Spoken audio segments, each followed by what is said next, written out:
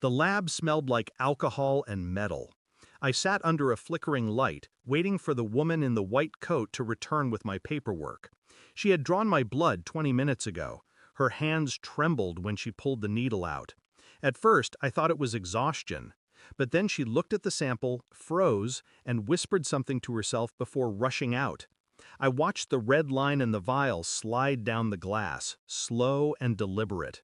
My stomach turned, not from fear, just a strange, quiet recognition that something was off. When she came back, she wouldn't meet my eyes. She just said, "Don't leave this room." Then she made 3 phone calls. Her voice dropped lower each time. I couldn't catch the words, but I heard the tone, controlled panic. An hour later, 2 men walked in. Suits, no smiles. The older one held a folder and stared at me the way someone looks at a photograph they don't believe is real. He opened the file. Silence stretched like a wire between us. Finally, he said, "You should sit down for this." I was already sitting.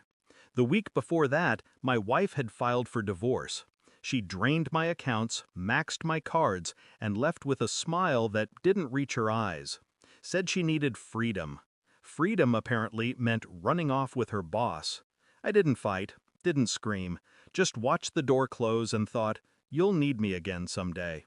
When the lawyer called about signing the final papers, I realized I had $84 in my account. So when I saw the flyer for a paid medical study, $200 one afternoon, I signed up without thinking. It felt transactional, simple, until that doctor saw my blood, until those men walked in. The older one flipped through my chart. His voice was calm, but his eyes weren't. "Where did you grow up?" "Ohio," I said. "Any chance you were adopted?" "No."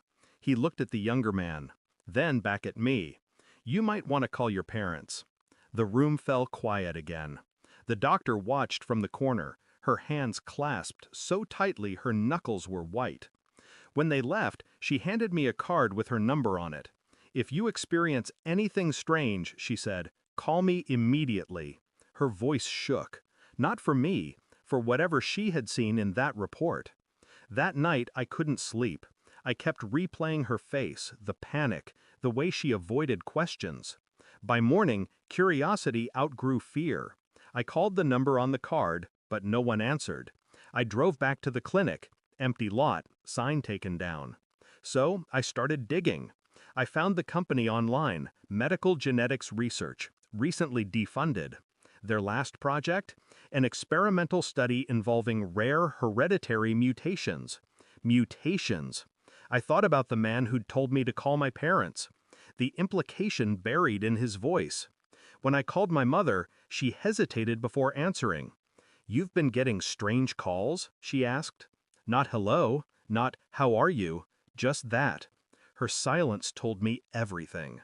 After 20 minutes of denial, she broke. "You weren't supposed to know," she said, crying into the phone. "He wasn't your father. We used a donor." My throat went dry. "Who?" She whispered a name, one I didn't recognize. Then she said, "He worked for a government lab." Everything inside me went still.